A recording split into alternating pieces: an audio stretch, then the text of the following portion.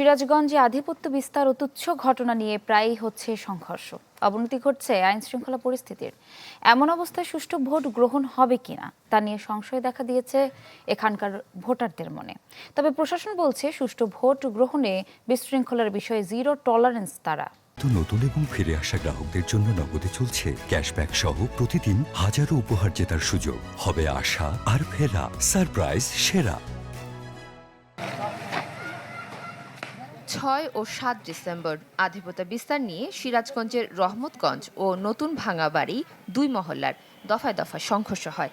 আহত হন অন্তত 15 জন। এর সপ্তাহ না যেতেই একই জেলার আবারও সংঘর্ষ, ভাঙচুর ও লুটপাট করা হয় বাড়িঘর, দোকানপাটে। আহত হন বেশ কয়েকজন। গত 3 মাসে জেলায় সংঘর্ষ হয়েছে অন্তত 15টি, যেগুলোর কারণ ছিল আধিপত্য বিস্তার ও তুচ্ছ ঘটনার জের। জেলার আইন শৃঙ্খলার এমন পরিস্থিতিতে আসছে নির্বাচন শান্তিপূর্ণভাবে হবে কিনা তা নিয়ে সংশয় দেখা দিয়েছে স্থানীয়দের মনে।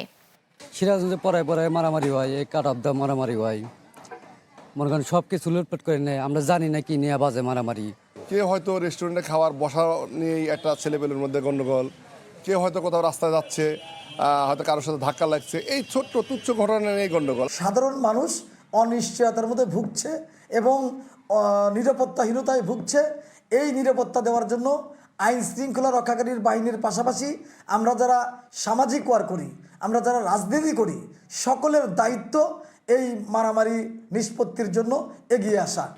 পুলিশ বলছে আইন প্রয়োগ ও মীমাংসার মাধ্যমে এই বিশৃঙ্খলা নিরসনের চেষ্টা করা হচ্ছে। এই নির্বাচনকে যাতে এই পাড়ায় পাড়ায় মহল্লা কোনো ধরনের প্রভাব বিস্তার না করতে পারে, সেই জন্য আমরা সর্বোচ্চ সচেষ্ট আছি এবং ইলেকশনের আগে যাতে কোনো অবস্থাতেই মারামারি এটা বিস্তার লাভ না করতে পারে, সেই জন্য আমরা আমাদের আইনগত যে বিভিন্ন ব্যবস্থা সেটা আমরা নিচ্ছি এবং সামনে আরও কঠোরতম ব্যবস্থা নেওয়া হবে।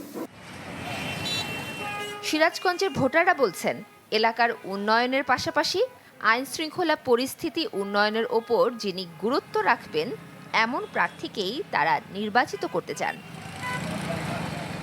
Desk report, channel 24।